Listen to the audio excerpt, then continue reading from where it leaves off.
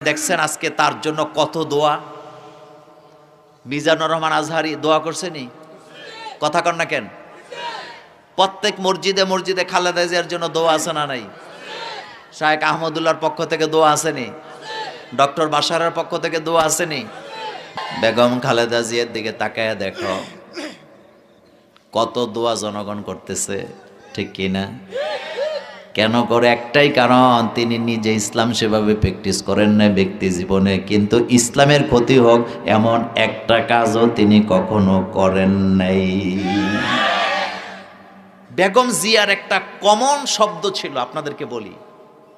তিনি সবসময় আলেম ওলামাকে ডেকে ডেকে বলতেন, আপনারা বাংলাদেশে কোরআনের শাসন কায়েম করার জন্য জনগণকে উদ্বুদ্ধ করেন, দাওয়াত দেন, সাথে নেন।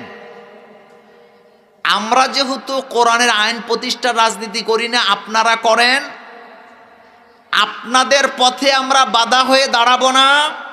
আর আপনাদের দাওয়াতে যদি বাংলাদেশের বেশিরভাগ মানুষ